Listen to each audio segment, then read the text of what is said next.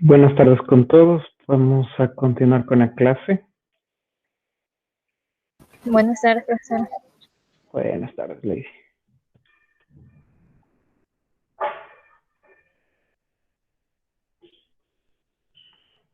Gracias, Rachel. Acabo de recibir el documento firmado del encuadre. Estaba ahí en el aula virtual, así que igual. Bueno, ya lo conocen al formato. Yo creo que todos los profesores manejan el mismo, entonces no creo que haya misterio ahí. A ver, con ustedes habíamos alcanzado ya a finalizar la 2.1, me parece.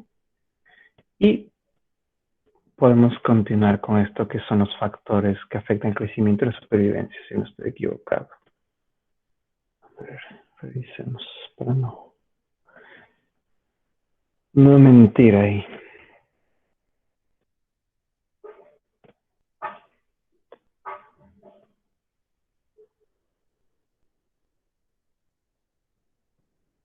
Más vale.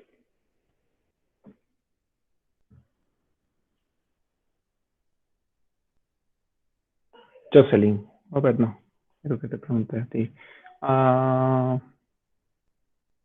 Vamos con Sonia. Sonia Robo, por favor, indícanos lo que revisamos en la clase del día lunes. Ya, profesor, el día lunes revisamos sobre los tipos de colonias bacterianas, hablamos sobre el proceso fermentativo y en el caso del almidón, cómo este se convertía en maltosa y luego por la acción de la enzima maltasa se convertía en glucosa, de ahí se fermentaba y salía CO2 más etanol. Ya, También hablamos sobre que ni los hongos ni las levaduras tienen procesos de endocitosis. Esto también vimos más adelante que el proceso de endocitosis era el que la membrana plasmática abarcaba ciertos nutrientes que estaban afuera para introducirlos en la célula. También hablamos de la lactosa, la fermentación de la lactosa y de los donadores y receptores de electrones. ya. Habíamos completado entonces toda la información acerca, gracias Sonia. Habíamos completado la información acerca de la energética en ese sentido, en cuanto a, pues, todos los intercambios que se van dando ahí, las bases del anabolismo y del catabolismo. Entonces, ahora sí podemos ingresar a estos factores del crecimiento. En este sentido, lo que vamos a ver el día de hoy, pues tiene mucho que ver también, pues, con los tipos de técnicas que ustedes van a emplear el momento en que estén desarrollándose en el área, pues obviamente de la industria. Entonces, van ustedes a jugar con esta serie de factores, pues precisamente para que puedan controlar el desarrollo de los microorganismos. Entonces, de acuerdo al pH, de acuerdo a la oxigenación, al porcentaje de sal, a la humedad, son todos los tipos de condiciones que ustedes en este caso van a modificar, pues precisamente para que se tenga un control del desarrollo de los microorganismos. Entonces, por eso vamos a revisar precisamente lo que son factores.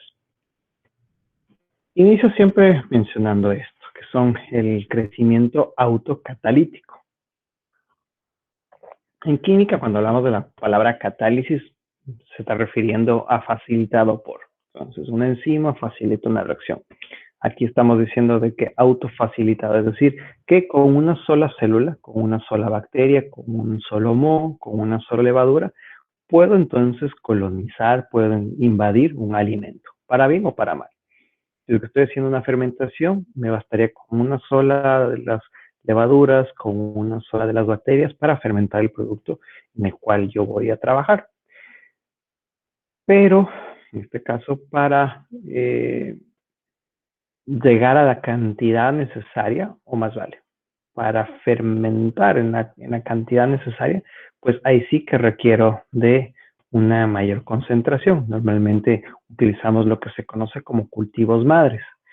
Entonces, en ese cultivo madre está un perfecto balance, por ejemplo, las bacterias que van a estar involucradas en la fermentación del queso, la fermentación del yogur, e inclusive ustedes pueden ir al supermercado e ir y conseguir esta levadura que viene ahí, pues que está encapsulada, o sí, debe ser encapsulada, y que se utiliza para la producción de pan. Entonces, sí que se puede utilizar y como experiencia se la puede utilizar para generar o para producir cerveza, digamos, a nivel artesanal o vino de fruta, pero esta, esta levadura está más capacitada para lo que es producción de pan. Entonces, principalmente lo que requiere el pan, en este caso el leudado, es la liberación de CO2, no tanto una resistencia alta al etanol, porque en sí no va a haber unas concentraciones tan fuertes dentro de la matriz del pan. Entonces, la levadura que está utilizada para la cerveza es propiamente una tolerante a concentraciones altas de etanol, no así la que va a estar en pan, pero digamos, apenas con una célula de esta levadura, con un moho, con una célula, podría crecer. Entonces, en el caso de las bacterias es muchísimo más fácil estimar el crecimiento. Entendemos de que cuando estoy haciendo una observación poblacional, hago proyecciones. Entonces yo puedo decir en Machala hay tantas personas, entonces yo estimaría que en 5 años, en 10 años, hay posibilidad de este incremento. ¿Por qué? Porque voy viendo un histórico. Cuánto va creciendo en el tiempo, con las décadas, con las condiciones, ajusto a ciertas variaciones y tendré una estimación de que si hoy, no sé, me invento, hay 1.000.000, en 15 años va a haber 1.100.000, por ejemplo. Supondría eso aparte de una estimación. En el caso de las bacterias es algo más fácil estimar esto, porque como les mencionaba, si apenas necesito una sola célula, pues con una célula entiendo de que a partir de una célula madre se van a dividir las dos células hijas, ambas con la misma cantidad de material genético, lo que les había mencionado de lo que son células haploides.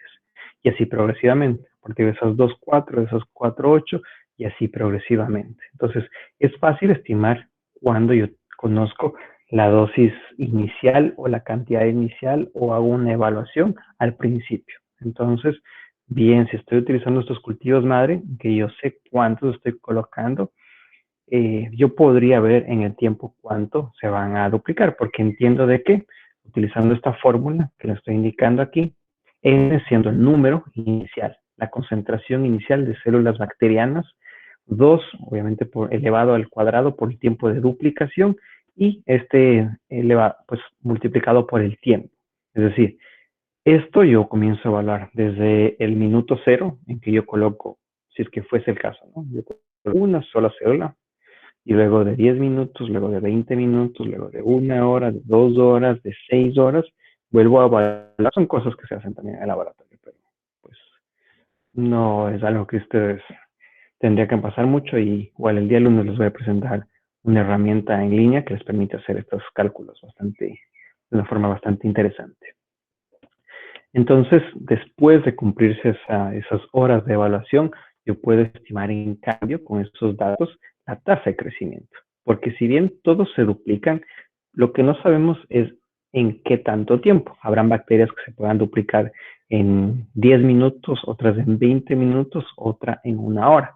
Entonces, de acuerdo a las condiciones que puedan variar y de acuerdo precisamente a la bacteria. Habrán bacterias, como les menciono, que tienen mayor facilidad de duplicarse que otras.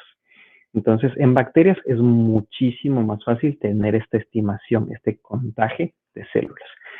En levaduras, no tanto. Les había mencionado en algún punto que las levaduras, pues precisamente, tienen esta forma distintiva de reproducirse, que era por gemación.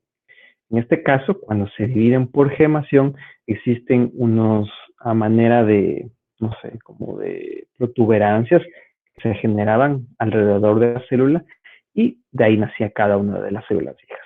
Siempre y cuando fuese de una levadura a 2 células hijas, no habría inconveniente. Podríamos utilizar esta misma fórmula. Seguiríamos ciertamente un patrón similar, pero la gemación o las levaduras, cuando se dividen por gemación, el principal, la característica es que pues no se produce una sola gemación, sino varias a la vez. Entonces, a partir de esa célula madre, posiblemente hayan 2, 3 o más formándose al mismo tiempo, todo dependiendo de la riqueza del medio. Entonces, no se puede estimar de la misma forma. Normalmente estimamos por medidas indirectas. En vez de estimar cuántas habrán, cuento cuántas habrían. Y bueno, literalmente no estoy contando, sino que ustedes en el laboratorio, cuando ya están trabajando en este tipo de procesos, si están, por ejemplo, en alguna cervecería, podría ser, lo que se hacen son estimaciones a través de densidad óptica. Entonces, si hay una calle llenísima de personas, entonces yo no puedo ver ni siquiera al otro lado. Están completamente abarrotada esa calle de personas y no puedo ver al otro lado, entonces no tendría una buena transmisión de la luz, si es que estoy un poco vinculando esto con lo que es la densidad óptica. Si hay un poco menos de personas, pues podré estimar de acuerdo a qué tanto puedo ver del otro lado, en este caso, la cantidad de personas que hay, suponiendo que fuese el caso, ¿cierto? Entonces, con la luz hacemos lo mismo. Una luz se proyecta sobre una muestra, entra en contacto, entonces, de acuerdo a qué tanta luz se absorbe o en este caso se refracta, perdón, a lo que yo recibo del otro lado es que puedo estimar, de acuerdo a otras mediciones, que igual les explicaré a su tiempo, se podría estimar, en cambio, la cantidad de células. Para los modos, en cambio, igual, a partir de una IFA, más vale, de un conidióforo que entra en contacto con el ambiente, con el alimento, se dividen dos longitudinalmente y esos dos a lo largo y a lo largo, y comienza a crear una especie de, como les mencionaba, como unas raicillas, o más vale, una superficie que va a cubrir pues todo el alimento que está colonizando en este sentido. Entonces no es tan fácil estimar de vuelta de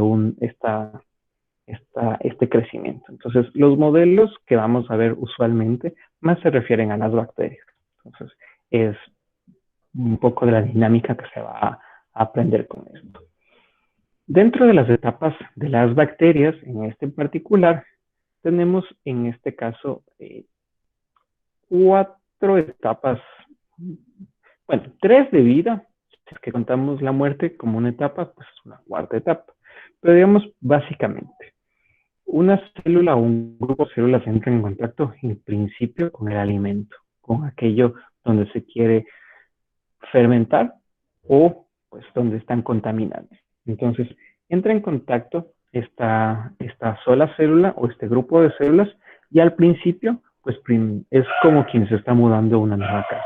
Entonces, comienzan a adaptarse al medio, pues ven si es que o sienten si es que hay los suficientes recursos. ¿Hay agua? Correcto. ¿Hay alimento? Correcto. Vamos a las condiciones. ¿La temperatura es la correcta? Vamos. ¿Hay suficiente humedad? Ok. Entonces, a través del pH. ¿El pH es tolerable? Vamos. Entonces, comienzan ahí sí, como quien dice, ya a acoplarse a adaptarse a ese medio. Entonces, ya entendiendo todas estas condiciones, pasan de una etapa pasiva a una etapa activa. Esta primera etapa pasiva es la etapa LAG, L-A-G. Esta etapa LAG o esta etapa de adaptación, en este sentido, es lo que pasa con todo el momento en contacto con un alimento. Inclusive, si fuese un alimento donde plenamente pueden adaptarse, no es que desde el minuto 0 comienzan ya a reproducirse. Como les digo, tiene que haber una evaluación del medio en que la célula pues sienta a través de esa membrana que hay la disponibilidad de los nutrientes.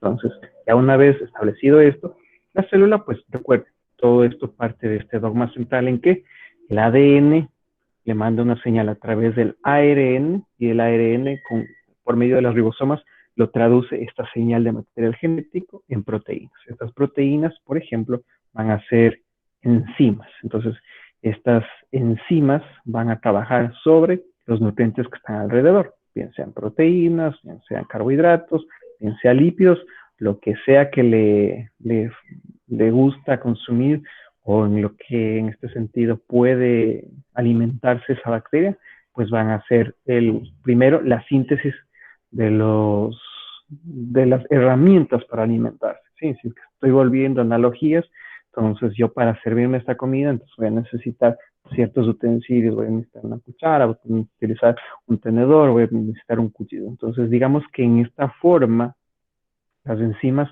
son las herramientas para alimentarse. Entonces, estas enzimas, como ya habíamos visto antes, pueden ayudar a este proceso catabólico de descomponer esas moléculas grandes en moléculas más pequeñas. Entonces, precisamente en esta primera etapa, en esta etapa lag, en esta etapa de adaptación, comienzan a sintetizar las herramientas, las enzimas, para alimentarse de sus nutrientes del medio.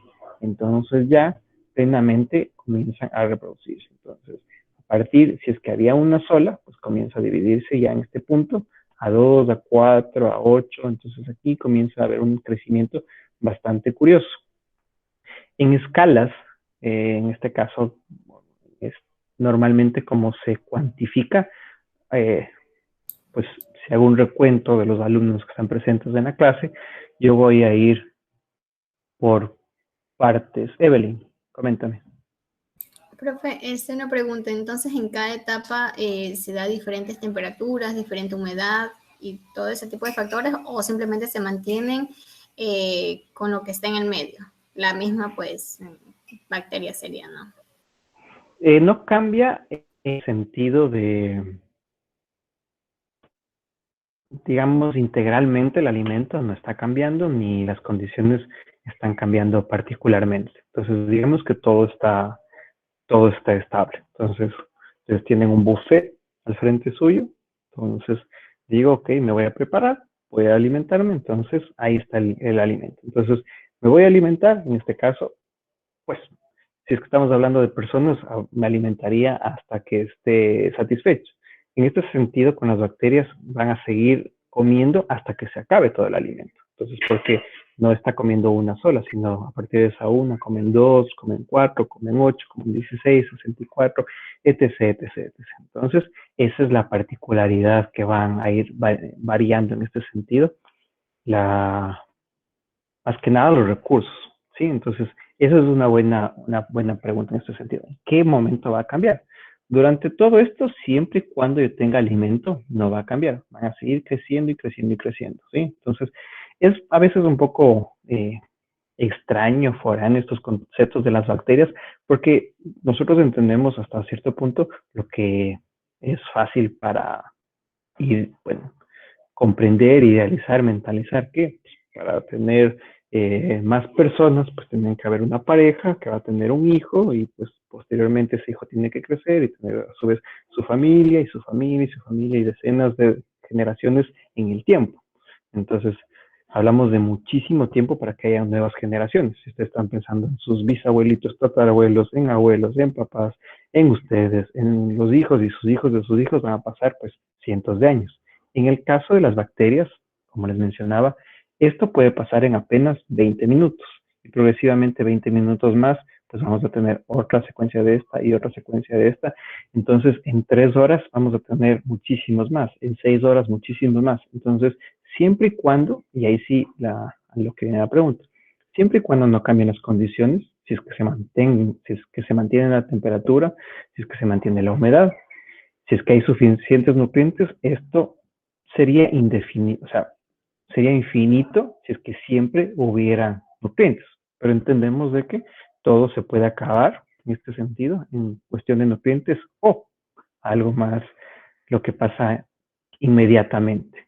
Que, por ejemplo, para la gran cantidad de microorganismos que generan fermentación, en este sentido, se van a acumular material de desecho. Entonces, lo mismo. Entonces, no podrían vivir en ese material de desecho. ¿Cuál es? Ácido láctico, ácido acético, ácido fórmico, el etanol mismo. Entonces, todos estos son limitantes para el crecimiento. Entonces, si están en ese ambiente, van a crecer y van a producir estos productos de desecho hasta un punto en que ya se vuelve insoportable. Hay demasiado ácido láctico, hay demasiado ácido acético, entonces ya la célula no puede crecer. Entonces, en este punto llega a algo que se conoce como la etapa estacionaria, que es prácticamente como si es que se hubiese detenido, como que si es que se hubiese pausado el crecimiento.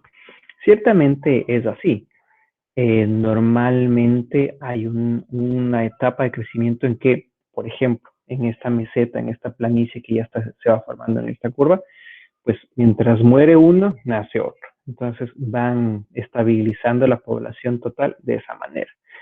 Pero como les menciono, puede haber tal acumulación de materiales de desecho que en un punto dado pues sea inmanejable, sea en este sentido muy difícil para los microorganismos, en este caso, soportar o tolerar esos materiales de desecho y pues precisamente en un punto dado comience a morir la bacteria. Entonces todo esto, este modelo es en condiciones ideales. Yo siempre que voy a evaluar la vida útil de un alimento o el desarrollo de un microorganismo, voy a ver en condiciones ideales. A la misma temperatura, con todas las condiciones, con todo pues estándar, salvo el alimento, que en un momento pues se va a acabar. Entonces, tomando en cuenta eso, supongamos que esto es a 25 grados centígrados, a una humedad del 90% y que el alimento estaba en un pH 7, un pH neutro. Si el microorganismo puede reproducirse en ese alimento, pues lo va a hacer hasta el momento o bien que se acabe el nutriente o más probable que se acumulen los productos de desecho. Porque recordemos, tanto como hay reacciones de catabolismo para descomponer, pues van a haber otras reacciones de anabolismo para crear, para más vale no crear, sino digamos construir bien sea nuevas enzimas o probablemente materiales de desecho. Yo absorbo ese carbohidrato y lo convierto en un ácido y ese ácido no se queda dentro de la célula, sino es sacado al exterior. Ese carbohidrato también puede ser absorbido por ciertas bacterias y ser convertido en etanol y en CO2, por ejemplo. Entonces, inclusive esos productos ya se pueden ir acumulando en el exterior. Entonces, en un momento dado, la concentración es demasiado alta y pues la célula muere en este sentido. Entonces, ese es el ciclo, en este caso, de lo que sucede dentro de los alimentos. Entonces, podría ser bastante fácil estimar o bastante fácil, o más vale. Vamos igual a lo práctico. ¿Cómo sé que un alimento está dañado en casa? Normalmente, pues, lo huelo y si es que tal vez no huele demasiado, pues pruebo el sabor y si es que noto que está, por ejemplo, muy ácido, agrio, amargo, me da a entender de que algo pasó, de que el alimento ya está de alguna forma deteriorado, posiblemente por el desarrollo de microorganismos. Inclusive, yo puedo observar tal vez una separación de fases en el alimento, puede haber algún tipo de cambio de coloración, bueno, pistas que a mí me dan a entender de que ese alimento está contaminado. Entonces, podríamos entender o podríamos nosotros estimar que nuestros sentidos son muy buenos para detectar eso. Lastimosamente, ¿sí? El límite o quizás el punto en que yo puedo precisamente o realmente detectar esas deficiencias, esos aromas particulares, es cuando las bacterias llegan a 500, pero no 500 unidades, sino 500 millones. ¿Sí? Entonces, el crecimiento es demasiado alto y es potencialmente peligroso. No les digo que pues todo lo que ustedes tengan en casa y que huela medio raro quiere decir que está automáticamente dañado o que sea nocivo, tóxico o de alguna forma que les vaya a afectar la salud. No es siempre el caso, pero como precaución sí tomamos esto como absoluto. Si es que está con algún aroma extraño, si está con algún sabor extraño, inclusive con alguna textura extraña, entonces yo debería eliminar ese alimento, ¿sí? Este rango es lo que nosotros queremos prevenir, este rango es lo que nosotros pues tratamos de prolongarlo lo máximo posible. Es una relación, una competencia que tenemos con los microorganismos. Estamos desarrollando alimentos que pues obviamente deben cumplir o quieren cumplir el papel de alimentar, de suplir estas necesidades, este requerimiento de nutrientes a las personas. Pero a la vez sabemos de que también pueden bien ser aprovechados por las bacterias. Entonces, mi idea es que estas bacterias jamás, en el tiempo más extendido posible, no lleguen a desarrollarse. Que si es que una bacteria entra en contacto con ese alimento, o bien muera por algún conservante que le haya pues adicionado ahí, o que se quede adaptando por mucho tiempo, ¿sí? Ahora volvemos un poco a la pregunta de, ¿sí? Esto es en condiciones que no cambian. ¿Qué pasa cuando nosotros recibimos un alimento? Normalmente si ya lo preparamos, si ya lo consumimos, pero dejamos algo, ¿a dónde lo llevamos? Al refrigerador. Entonces en el refrigerador baja la temperatura y baja la velocidad de las reacciones químicas. Entonces, en este sentido, prolongamos la vida útil porque las bacterias no es que mueren, se pueden reproducir, pero este tiempo lag va a tomar no quizás 1 hora, sino quizás 8, 9, 10 horas. Y recién después de esas 10 horas comenzará a crecer. Y ciertamente ustedes lo habrán observado cuando tienen alimentos en casa. Si es que yo recibo un alimento, lo preparo y pues lo que me sobró lo dejo ahí y me olvidé, realmente estaba ahí en el refrigerador y lo dejé por 1 semana, 2 semanas y luego lo vuelvo a destapar si es que estaba pues en algún recipiente adecuado y percibo un olor pues fétido, algo desagradable, entonces digo, no, esto ya se dañó, pero ¿para qué entonces le metí al refrigerador? Claro, el refrigerador lo que nos va a dar es una vida útil pues tal vez de unos pocos días, pero tampoco es semanas, tampoco es que se va a quedar ahí eterno. Entonces, en estas condiciones sí que ya vamos o comenzamos a ver un poco de esos factores que integran o que en este caso pues van a aportar a la vida útil de los alimentos. Ustedes vayan a cualquier supermercado, ubíquense en su cabeza yendo a un supermercado, entonces van a ver lugares bien marcados. El de los productos y el de los productos conservados y el de los productos tal vez refrigerados o congelados, si lo fuese a dividir en 3 o 4 zonas, ¿sí? El de los productos frescos, por ejemplo, cualquier tipo de alimento, digamos, de frutas, vegetales, que idealmente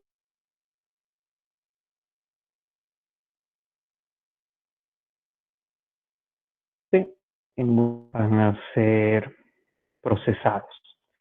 Entonces, esa sección de consumo inmediato, digamos, es la que no está relacionada con ustedes como elaboradores o productores de alimentos. Vámonos en cambio a los ya elaborados, sean pastas, sean frituras, sean salsas, pues cualquier cosa que usted se imagine, ¿sí? Mientras está sellado ese producto, está íntegro, pues me dice su vida útil, tiempo de consumo máximo, entonces en el tiempo yo ya tengo una estimación. Por ejemplo, si tuviese esa salsa de tomate, esa mayonesa, yo la destapo, me sirvo de mi almuerzo, mi comida, y luego, ¿qué hago? Llevo al refrigerador. Hay la etiqueta que me indica, una vez destapado, refrigere. Entonces, en refrigeración me debería durar tanto tiempo, ¿sí? Esto en los productos elaborados, que es lo que quizás están un poco más vinculados a ustedes. Vamos hacia los refrigerados. Podrían ser, por ejemplo, un jugo. Ustedes podrían ir a trabajar en una planta donde están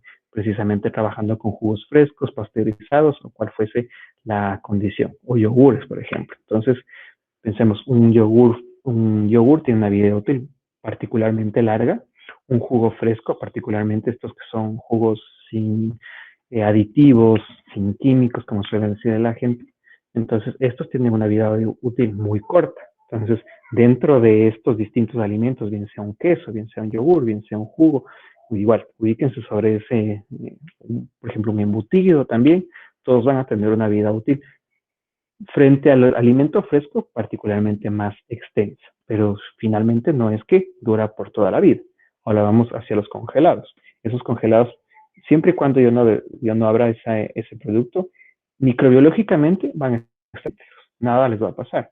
El momento en que va a haber algún tipo de afectación va a ser el rato en que, por ejemplo, yo ya destape ese recipiente, yo ya vaya a servirme de estos productos y ahí sí puede entrar en contacto con algún microorganismo. En congelación no crece ningún microorganismo, prácticamente es el mejor método, digamos, para prevenir esta contaminación. Entonces, como les menciono, siempre que se mantienen las condiciones ideales, tenemos este escenario de crecimiento, pero ustedes como futuros ingenieros en alimentos, pues lo que tratan de hacer o bien se prolonga esta etapa lag, o de plano no se dé para nada. Entonces, ¿cómo puedo yo llegar a prolongar, a revisar, en este caso, extender estas condiciones? Uno, los nutrientes, para bien o para mal. Entonces, de algún producto fermentado, si es que es un queso, si es que es inclusive algún vegetal fermentado, como podría ser, o un cárnico fermentado, necesito que crezcan ciertos microorganismos y otros no. Entonces, de acuerdo al que llega primero muchas veces o a las condiciones de crecimiento en otros casos, pues precisamente esos nutrientes van a ser aprovechados por los microorganismos que yo quiero que pues se desarrollen ahí. Por el otro lado, si es que pues precisamente lo que quiero hacer es controlar ese desarrollo, que no haya ese desarrollo, entonces tengo que limitar el acceso de esos microorganismos a los nutrientes. Y les recordaba, los microorganismos están alrededor de todos nosotros, están en las superficies que entran en contacto con los alimentos, entonces el riesgo siempre está presente. Posiblemente yo lo que podría hacer en este caso, por ejemplo, es un empaque estéril, en donde no entra en contacto, digamos, el operador con el alimento al final de la etapa de producción. Entonces, en este sentido, reduciría al máximo la posibilidad de que un alimento se contamine. Pensemos, por ejemplo, en la leche pasteurizada. Estas leches pasteurizadas, particularmente la UHT, la ultra pasteurizada, en este sentido, tiene un llenado estéril que, si ustedes notan precisamente la etiqueta frente a una leche fresca, una funda de leche, por ejemplo, vemos la diferencia radical en cuanto a tiempo, en cuanto a vida útil de cada uno de los alimentos. Entonces, sí, dime, Evelyn. Una pregunta, ¿cuál sería la diferencia entre un alimento esterilizado entre un alimento esterilizado y un alimento empacado al vacío? Porque usted dice que el esterilizado no entra en contacto con otros factores y el al vacío también, pues, obviamente yo sé que es una manera de conservar el alimento, pero ¿cuál sería la diferencia ahí? Ya, hablemos de medidas radicales para controlar la contaminación y también para el público al cual está dirigido y a los procesos que van a ser sometidos posteriormente. Sí, estos tres temas pongámonos en la cabeza. Primero, el público dirigido. Supongamos que este alimento sea para infantes, para bebés o para adultos mayores, ¿sí? Para estas personas que todavía no han desarrollado su sistema inmune, en el caso de los bebés, a los adultos mayores que quizás su sistema inmune ya no le responde de la misma forma, necesita un alimento que esté absolutamente libre de microorganismos. Entonces, ahí estamos hablando de una necesidad de que el alimento sea, en verdad, estéril, ¿sí? En ese caso, hablamos de esterilidad. Absolutamente ni un solo microorganismo, ¿sí? Sin irnos muy lejos. Hablemos entonces también de los enlatados, ¿sí? Un enlatado, ustedes saben que cuando lo compran, si ven la vida útil, probablemente sean de meses, sino de años. Entonces, esa es otra especie de alimento que ha sido esterilizado. Cuando el alimento es esterilizado, pues tiene una vida útil bastante larga, ¿sí? Entonces, eso como proceso de mantener la calidad del alimento y limitar el desarrollo de microorganismos, bien sea por el procesamiento en sí o por las condiciones que se dan, por ejemplo, en este caso de la lata. Pensemos en los procesos posteriores que van a realizar. Ahora sí vamos a esto de los alimentos empacados al vacío. Un alimento empacado al vacío quiere decir que por esa condición no tiene microorganismos. No. No, por ningún motivo tengo un 100% de certeza de que no va a estar contaminado. Nosotros en microbiología trabajamos con un 99.999999% de seguridad. Existe el riesgo ahí, pero ¿cuál es la condición o cuál es la diferencia?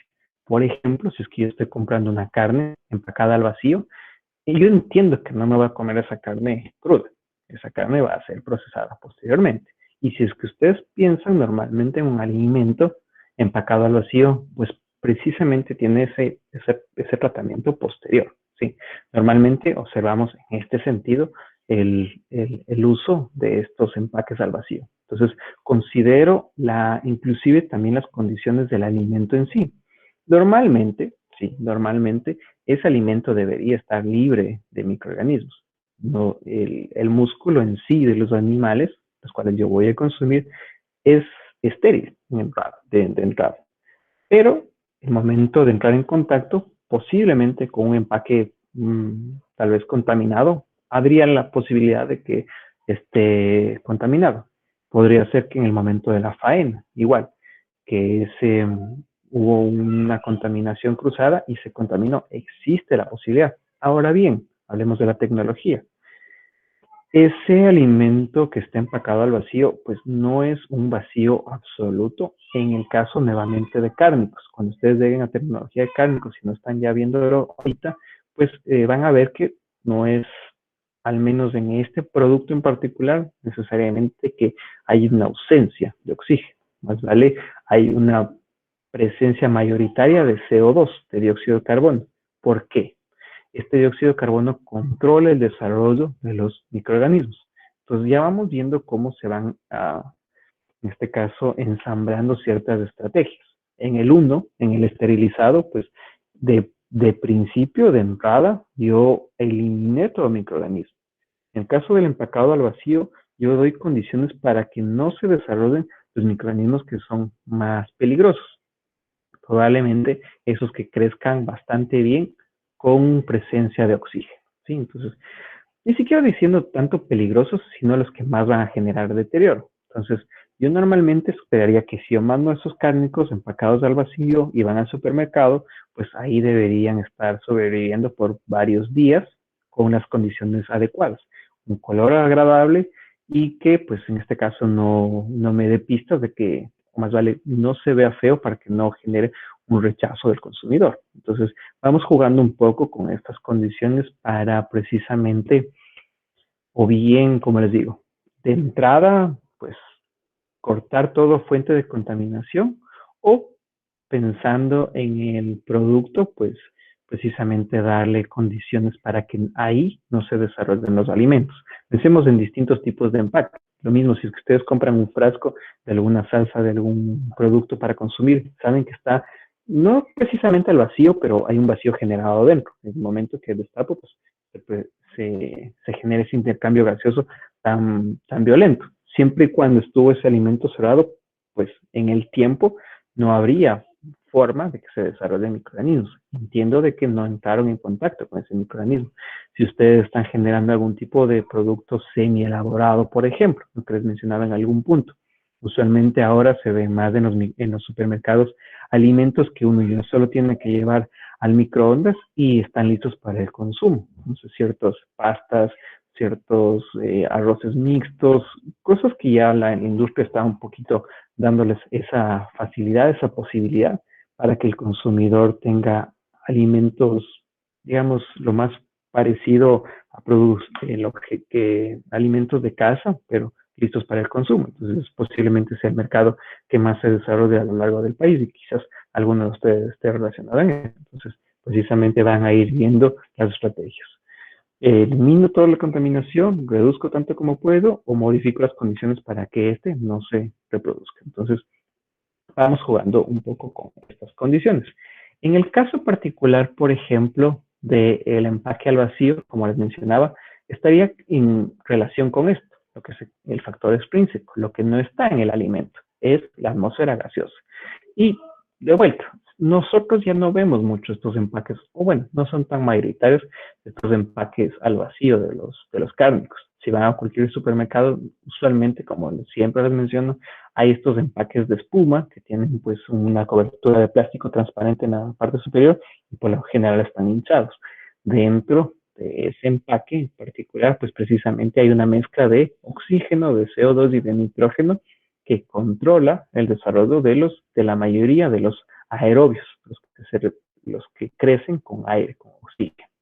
Entonces, esa técnica está haciendo que aún si es que existiera contaminación, pues no puedan crecer, porque entendemos, es una carne que pues en este caso puede proveer los nutrientes, que un pH pues idealmente debería estar en un pH cerca al neutro, sino muy cercano. voy a saltar este de potencial redox. Actividad de agua. Ese músculo va a ser prácticamente completo bueno, si conocemos los porcentajes de nuestro cuerpo, pues todas las células del cuerpo en sí está pues formado por un 70% de agua. Entonces, agua disponible hay ahí. Constituyentes antimicrobianos de ese cárnico no van a existir. Entonces, podría, en este caso, desarrollarse con bastante facilidad. Y estructuras antimicrobianas, digamos, alguna corteza, alguna barrera que impida el acceso del microorganismo a la carne no está, porque está precisamente ese pedazo ahí disponible. Entonces, de acuerdo al hecho de que estoy limitando o disminuyendo al máximo la cantidad de oxígeno, también se ve afectado esto del potencial redox. Recordemos en la clase anterior, si la mayoría de los microorganismos utilizan al oxígeno dentro de sus reacciones de intercambio energético. Entonces, si no hay oxígeno, se altera este potencial redox. Y apenas con este factor ahí, digamos, utilizado de este factor, en este caso empleado, no habría la posibilidad de que se reproduzcan ciertos microorganismos. ¿Bien?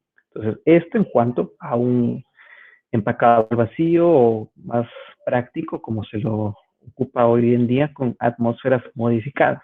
Volvamos a ese producto esterilizado. Hablemos entonces de una compota para bebés. Los nutrientes están ahí. Ciertamente el pH va a ser, pues, obviamente no le voy a dar a un bebé algo que sepa sumamente agrio, amargo, ¿sí? Debe tener un pH, estimo alrededor de 7. Aunque por control creo que los alimentos de los bebés se los dejan 6. Eso me queda pendiente. Potencial redox. Sí, tenemos este frasquito de compota en cual estará sedado al vacío en un principio, pero digamos, no es un alimento al vacío propiamente. Normalmente estamos hablando de estas tapitas. Actividad de agua, pues agua va a estar ahí disponible. Constituyentes antimicrobianos. Ahí sí. Si ustedes van a ver, es que tienen algún hermanito, un niño propio o alguien cercano y se van a ver la etiqueta de esa compota, van a encontrar, por ejemplo, ahí tal vez un ácido sórbico o sorbatos, van a intentar algún tipo de fosfato, ácido fosfórico, podrían encontrar ácido cítrico, ácido sórbico, y todo esto son constituyentes antimicrobianos, en el sentido de que reducen el pH y con un pH reducido no van a dejar que muchos microorganismos ahí se reproduzcan. Vemos, por ejemplo, con estructuras antimicrobianas. Las plantas, por ejemplo, tienen estructuras antimicrobianas propias, la corteza, la cáscara. Entonces, yo podría aplicar algo similar a alimentos. Y ciertamente hay estudios que están investigando la posibilidad de aplicar unas coberturas, unas capas de protección que son no son nocivas, no son tóxicas, pueden ser comestibles inclusive en este caso, para recubrir ciertos alimentos que son muy vulnerables. Entonces pensemos en que ya no voy a comprar ese queso fresco en esa funda que pues digamos, no da mucha seguridad. Supongamos entonces que puedo, pues en este queso fresco o en este queso mozzarella, tener una cobertura que activamente inhibe el crecimiento de microorganismos, particularmente si ustedes han tenido un queso en casa que se les daña, saben que el daño principalmente es por moho. Entonces, hablemos de una estructura que pueda cubrir ese queso y que impida el desarrollo de mohos. Entonces, ya vamos viendo cómo las condiciones propias bien pueden ser modificadas desde el interior, ¿sí? Modificando el pH, modificando el potencial redox, reduciendo la actividad de agua, por ejemplo, en un producto deshidratado. La leche en polvo entendería que va a durar muchísimo tiempo con su integridad, con su vida útil, porque precisamente he extraído el máximo tolerable necesario de agua. Constituyentes antimicrobianos pueden haber ahí también ciertas sustancias que sin ser antibióticos pues tienen ese efecto, en el caso de bacterias, bactericida o digamos en este caso antimicrobianos. Entonces podría ser, como les mencionaba, algún tipo de aditivo, algún tipo de componente que prolongue la vida útil dentro del alimento. Entonces, todos estos factores intrínsecos se van precisamente al alimento. ¿Qué tiene el alimento o qué le puedo dosificar al alimento para que prolongue su vida útil? Luego sí, los factores extrínsecos son menos, pues digamos, no tenemos tanto control, ¿sí? Ustedes terminan la línea de producción, van al empaque y entregan a bodega o al distribuidor. Entonces, tienen que indicar al distribuidor, ¿va en temperatura de refrigeración o no? Pues probablemente o seguramente va a estar ajeno a la luz o a radiación ultravioleta, ¿sí? A la luz solar. Entonces, todas estas cuestiones ya salen de su dominio, si no más vale irían por el canal de logística. Entonces, en este sentido, ¿a qué humedad tiene que ser transferido o tener mantenido inclusive en la bodega o en el almacén ese alimento? ¿A qué temperatura tiene que estar?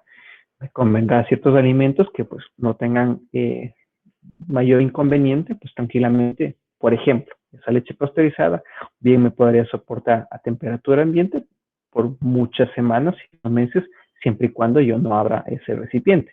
Mientras que tenga, por ejemplo, leche fresca o algún tipo de derivado lácteo que yo necesite refrigerar. Entonces ya le tengo que decir, en transporte tiene que ir refrigerado y el momento en que vaya al supermercado o a la despensa tiene que estar también refrigerado ese producto. Y la atmósfera gaseosa, como les mencionaba, bien puedo, en este caso, controlar siempre y cuando me estoy refiriendo o estoy, en este caso, considerando lo que está dentro del empaque. ¿Sí? Yo podría controlar eso. Entonces, ya el momento en que el cliente o el consumidor destapa ese producto, pues ya inicia un reloj, un conteo hacia cero de cuánto tiempo de vida útil va a tener. Entonces yo le digo, a partir de que abrió el envase, tiene 3 días para consumo, 5 días para consumo, una semana, 2 semanas, un mes, podría ser, pues dependiendo de qué tipo de alimento. Normalmente no son tantas semanas, pero suponiendo que fuese el caso. Entonces, estos factores extrínsecos hasta cierto punto los puedo manejar, hasta el momento en que vean al consumidor. A partir de eso, ¿qué tal si es que esta persona recibe una leche ultra pasteurizada y la deja destapada al ambiente y se le daña? Y va a decir, ustedes me dieron un alimento contaminado. No, llegó a su casa, usted lo dejó destapado, no lo refrigeró y se contaminó. Entonces, está así, a partir de eso viene el daño. Yo recibí una menestra, un frijol enlatado, unos tomates enlatados y ya están dañados después de 2 días. Claro, porque usted lo dejó en el mismo recipiente, no cambió el recipiente como suele estar indicado y lo dejó a temperatura ambiente. Se le dañó el refrigerador, se le fue la luz. Entonces, todo se vino o todo se complicó. Entonces, en este sentido, tendremos esta posibilidad. Jocelyn. Profe, ¿es lo mismo hablar de un empaque metálico como parte de un empaque opaco? Sí, todo empaque metálico es empaque opaco, pero no todo empaque opaco es metálico. ¿En qué sentido? Pues obviamente, todos podemos visualizar tal vez una lata de aluminio. Entonces, estas latas, pues bien construidas, pues precisamente inhiben el contacto con la luz ultravioleta. Pero lo mismo puede hacer un frasco, pero un empaque de cartón, ¿sí? Siempre y cuando no haya contacto directo con el alimento. Lo mismo será un Tetra Pak y cualquiera o muchos de los empaques. Hablemos, por ejemplo, de una botella, inclusive, pensemos en botellas de cerveza, ¿sí? Entonces piensen en la Corona, piensen en la Pilsener y piensen en la Club, ¿sí? Ninguna de ellas son particularmente opacas, pero la una es clara, bueno, es clara, permite el paso de la luz con bastante facilidad. La de la Pilsener va a ser un poco más opaca y no es por marca, no es por preferencia, sino porque precisamente esa coloración de la botella, pues idealmente debería proteger a la cerveza de ciertas radiaciones, de ciertos rayos de ultravioletas que llegan y que podrían dañar a la cerveza. Lo mismo con el empaque de la Club, que es más verde.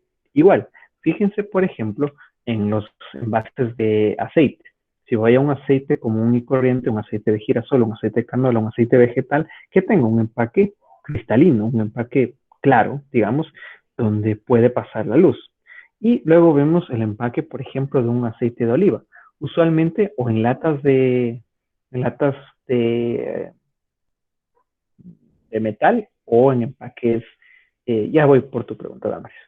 O empaques o botellas verdes.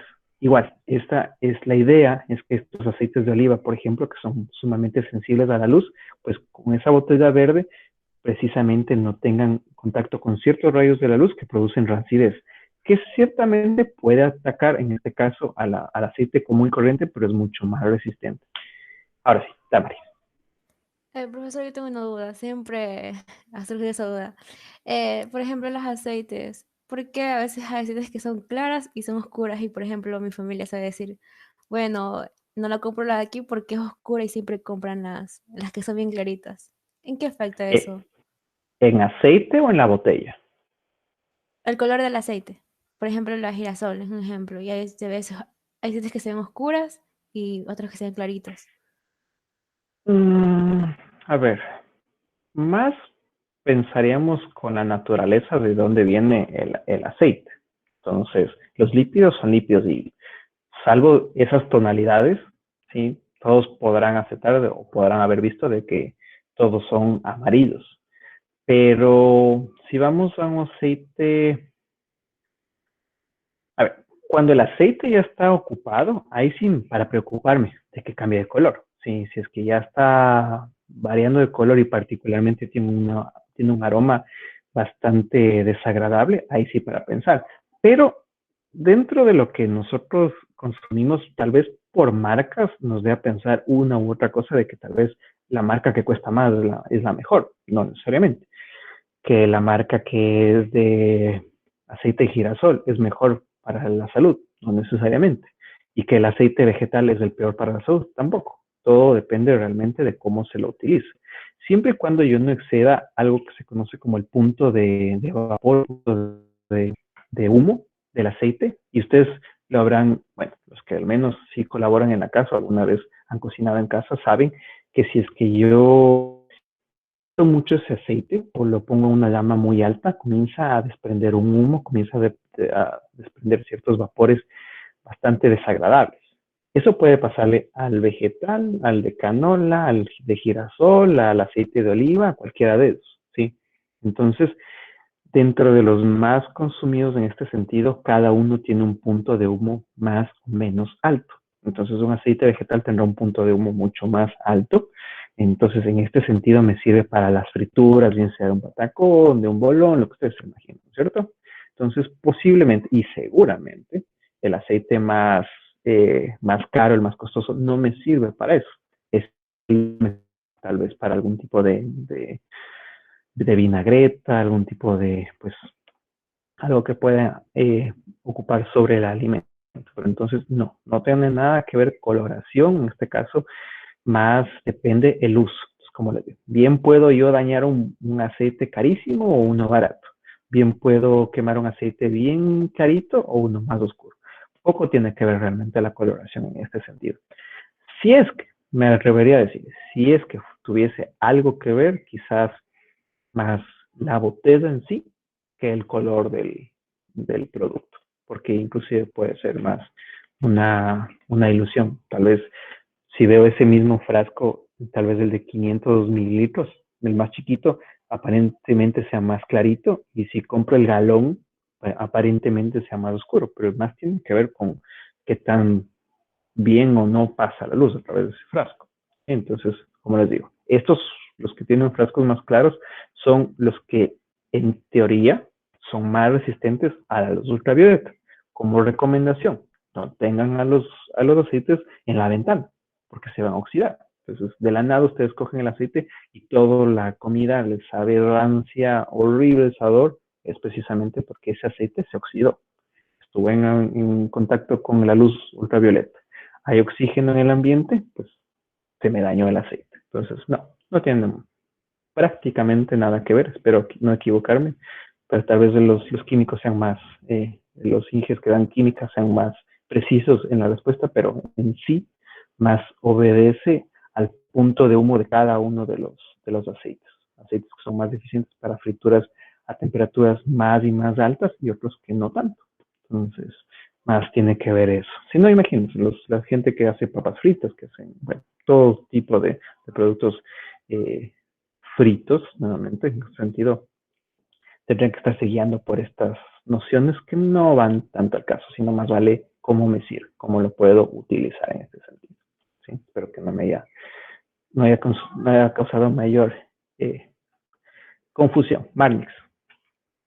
Pues una pregunta, bueno, en el caso de las cervezas, ¿siempre debe haber un estándar de refrigeración o no? Por ejemplo, bueno, en el caso de las cervezas es un cierto grado de congelación y en el caso de los helados, o sea, no, me imagino que es otro, pero siempre tiene que haber una variación de temperatura en ese caso o no. A ver, número 1, para la cerveza, la que consumimos normalmente, ¿sí? Sea la Pilsner, la Krug, la Biela, bueno, la que ustedes consumen. ¿Cuál es el principio? ¿Por qué necesito refrigerarla? No solamente por el sabor y obviamente la condición refrescante de la cerveza que van a tener después de que esté refrigerada, sino también por la solubilidad del gas. Entonces, el gas se va a mantener en estado soluble mientras se mantenga refrigerada. Puedo yo tranquilamente tener esa java fuera de casa y está ahí en el ambiente y bueno, las tengo ahí una semana afuera a la temperatura ambiente y luego las meto en el refrigerador porque sé que hay un partido de fútbol o alguna reunión con amigos o familia, entonces ya sí las meto al refrigerador. Entonces ya espero de que el momento en que yo las destape van a estar pues todo ese sabor delicioso. Entonces destapo, ya no tiene gas, las sirvo y prácticamente el gas está ahí. Entonces es más, esto tiene que ver la temperatura a la que se mantiene precisamente con la solubilidad del dióxido de carbono en ese producto. De otra forma, la cerveza, digamos, la artesanal, las que son de pequeña escala, ellos usualmente, si es que tienen alguna cerveza que conozcan a alguien que haga ahí en Machala, saben que en este sentido el producto es un poco más variable. ¿Por qué? Porque ellos no gasifican o no inyectan gas para gasificar esa cerveza, sino más vale utilizan la propia fermentación por las levaduras. Entonces, en esa cerveza hay levaduras aún vivas y posiblemente en algunas cervezas artesanales, si se fijan, en el fondo hay un residuo, algo que está ahí que no es un sucio, sino son las levaduras. Entonces, ¿qué pasa si lo dejo a temperatura ambiente? Está todavía creciendo activamente, entonces puede que inclusive, no diría que se reviente, podría pasar, pero en este caso podría la presión generada por el crecimiento de esas levaduras o bien destapar la cerveza o explotar el recipiente, ¿sí? A diferencia que si la dejo en el refrigerador, va a crecer, pero a una tasa progresivamente menor, va a crecer a una tasa progresivamente menor. ¿Por qué no las congelo a ninguna de las cervezas? Porque pues precisamente, vamos, la cerveza es prácticamente todo agua, salvo el porcentaje de alcohol que vaya a tener en este caso. Y en la cerveza, en la congeladora, se va a expandir. Entonces, ese líquido pues se va a reventar en este caso. Entonces, normalmente no congelamos por ese factor en particular, no por algo de calidad realmente, sino porque por la expansión, por la cristalización del agua que está en la cerveza, que en este caso pues se reventaría, destaparía ese producto. Entonces, más va por ahí la cuestión en cuanto a las cervezas. ¿Sí? Gracias por la pregunta. Vemos estos factores más de riesgo. Entonces, hablamos de factores implícitos y factores de procesamiento. Implícitos serían ya observando a las interacciones entre los microorganismos. Ustedes en clase tendrán compañeros que son más afines a ustedes, compañeros que ni les da ni bien ni mal, ¿sí?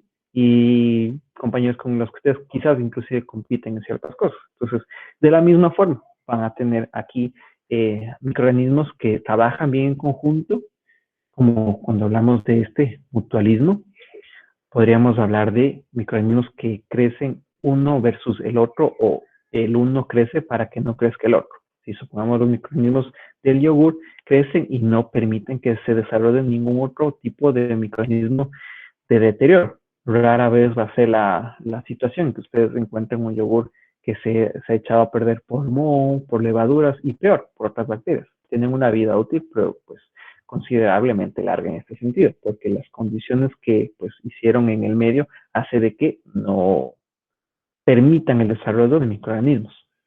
Puede ser también una sección, una posibilidad de comensalismo. Recuerden que habían tal vez esos diagramas de cómo se relacionaban los organismos en sí. Un comensalismo sería aprovechar lo que hizo el uno para que crezca el otro.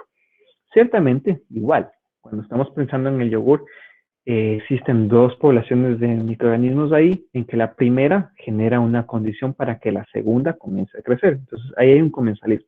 La primera descompone ciertos o genera ciertos componentes ya simples para que la segunda entre y entre los dos generen los cambios en el yogur que se van a dar. Entonces, ahí tenemos una especie de colaboración, pero más yo me iría hacia eh, una secuencia en este sentido que habría de crecimientos. Esto en cuanto a los microorganismos en sí. Entonces, hasta ahorita estamos viendo lo propio del alimento, lo exterior al alimento, los microorganismos, cómo se llevan ahí, qué tan rápido crecen en cuanto a la tasa de crecimiento específico. Habrán algunos que les tomará 4 horas y otros que les tomará 4 días. Entonces, también eso va a depender mucho. Y adicionalmente, pensemos de que el alimento normalmente, o ahora, está procesado, está presentado de tal forma en que, pues precisamente, hay ciertas condiciones que aumentan el riesgo, ¿sí? Si bien yo estaba aquí manejando atmósferas, manejando temperaturas, manejando humedad relativa, limitando el potencial redox, ¿qué hago yo el momento en que ya estoy en producción? Bien puedo, por ejemplo, venderles todo el embutido de jamón y ustedes se llevan a casa y lo rebanan en casa. ¿Pero qué hacemos normalmente? Compramos ese jamón, esa mortadela rebanada. Cada una de esas superficies expuestas pues están con mayor riesgo a ser contaminadas. Lo mismo con el pan. Mientras no está expuesto ese pan, más probabilidades de que haya, de que se contamine. Puede ser, no es el caso a nivel industrial, pero por ejemplo, si alguien está haciendo un proceso de lavado con aguas servidas, con aguas que no son potables, podría darse también ahí la condición de que esto lleve la contaminación al alimento. No porque el alimento esté contaminado así en sí, más vale por el hecho de las tareas de limpieza. O ni siquiera pensemos en algo como que el agua sea mala, sino más vale pensemos en que no se retiró todos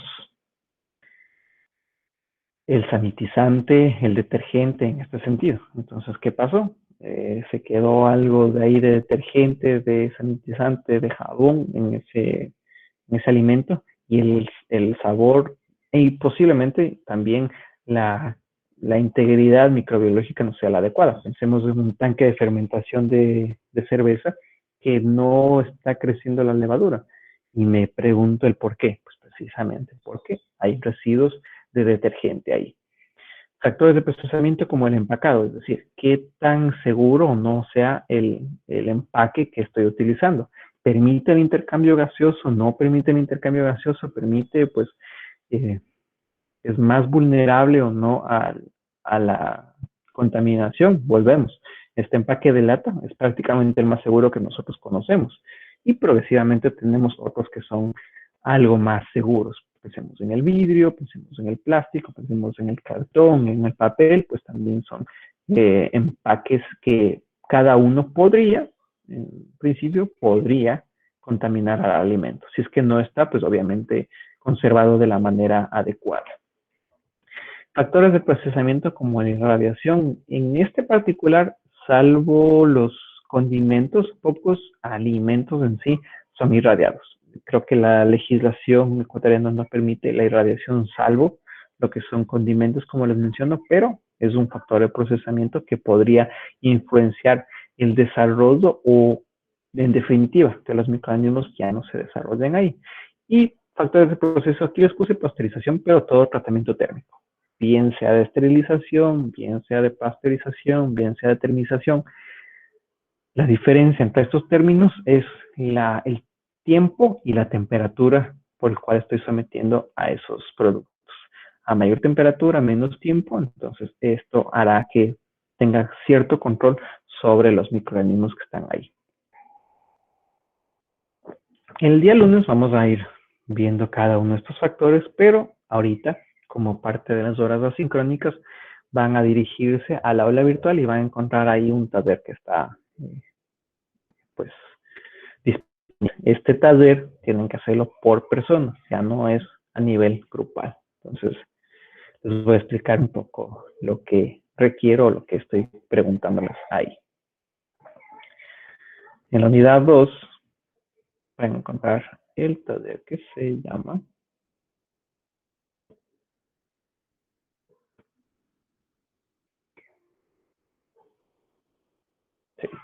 Productos fermentados probióticos y alimentos prebióticos.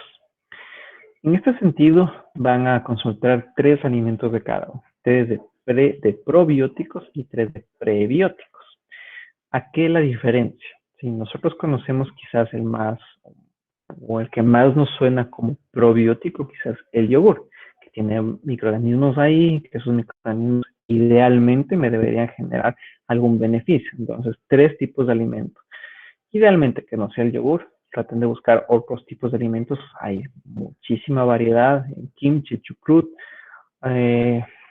ciertos vegetales fermentados, ciertos quesos también podrían ser considerados como probióticos. Entonces, ahí, si es que tenemos 20 alumnos, espero al menos 20 variedades, 20 variaciones del probiótico y sus efectos sobre la salud del consumidor.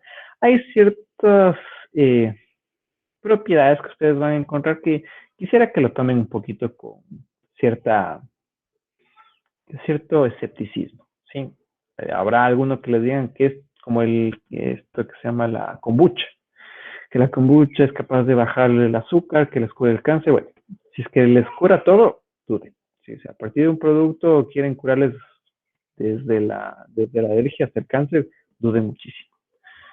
En todo caso, para conocerlos, cómo funcionan, cómo se dan y cuáles son estos beneficios, por lo menos que se indican que son potenciales para la salud del consumidor. Y adicionalmente, hay 3 alimentos que se consideran prebióticos. Si bien los probióticos, digamos en este caso, el desarrollo de microbiota en nuestro interior, hay también los prebióticos. En este sentido, lo que tratan, o la idea, es que sean alimentos para los que ya tenemos ahí. Entonces, estos prebióticos van a aportar al desarrollo de nuestra microbiota. Entonces, estos quizás, o tal vez a mi consideración, son los más importantes, porque potencian su propia microbiota, sus propios microorganismos, y particularmente potencian el desarrollo de aquellos que son más beneficiosos. Entonces, pueden ser, por ejemplo, las alcachofas, pueden ser algunos miembros de bueno, prácticamente todos de las habas, de los frijoles, todos tienen unos aportes. Entonces, esa es la consulta del día de hoy, parte de las horas asincrónicas. Entonces, pueden consultar, el taller está abierto hasta las 8 de la noche del día de hoy para que puedan finalizarlo tranquilamente, pero idealmente esperaría que en esta hora logren terminar todo. No sé si tienen alguna inquietud acerca de este taller.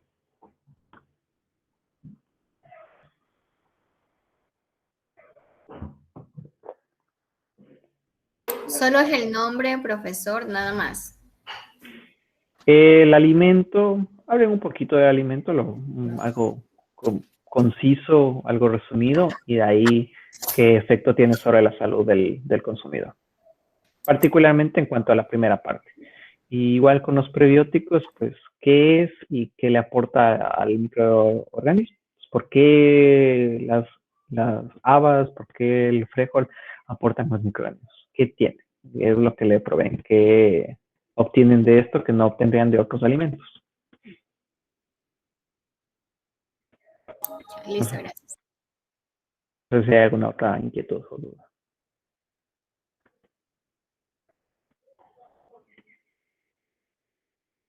Bueno.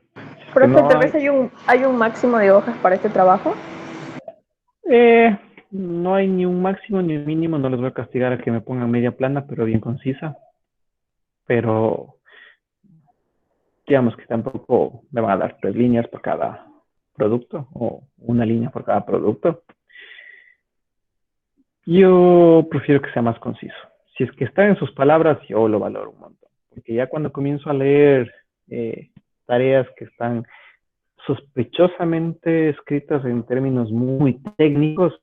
Entonces me pongo a ver y digo, ok, ¿copiaron directamente del internet o están poniendo sus palabras? Entonces la idea es agarrar un artículo, pues alguna información que encuentren en línea, un video inclusive, entonces un resumen propio. ¿Qué es lo que entendí de esto? ¿Qué me dice acerca de este probiótico y de este otro prebiótico? Entonces, pensaría que en una hoja sería tal vez el mínimo, una plana.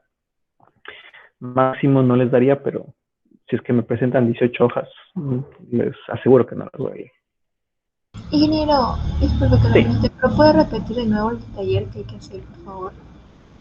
Está en el aula virtual. Es de 3 alimentos probióticos y su efecto sobre la salud del consumidor y 3 alimentos prebióticos. Si ustedes ingresan al aula virtual, van a encontrar ahí precisamente la explicación resumida, lo que les acabo de mencionar.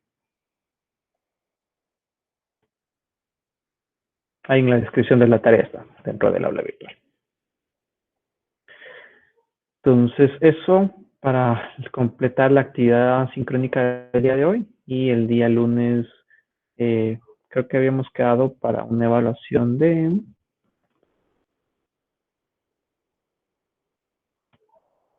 lo que vimos la clase anterior. Cultivo de microorganismos. Eso será para el día lunes. Entonces, Y ingeniero, con respecto a la lección, hasta cultivos y hasta esta clase es la lección. solamente cultivos. Cultivos, La 2.1. Sí. Entonces, eso sería todo por el día de hoy. Sigan trabajando ustedes, se pueden desconectar ya y me envían hasta las 8 de la noche del día de hoy esa tarea. Tengo la grabación. Eso sería todo. Suerte con la tarea y pues nos vemos el día lunes. Buen fin de semana para todos. Profe, sí están esas diapositivas en el aula virtual. Ya les subo. Sí, ya les subo. En clase también, ¿verdad? Sí, ya les voy a subir. ¿Alguien más estaba por ahí? Sí, gracias. Ingeniero, ¿el Sí. trabajo es en grupo o es individual? Individual, Cari. Ya.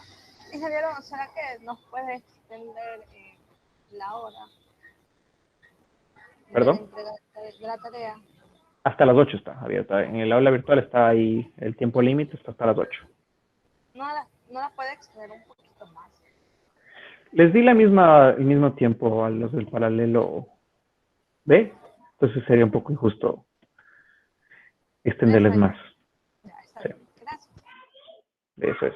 Entonces, suerte con la tarea y nos veremos el día lunes. Gracias, profe. Buen fin de semana.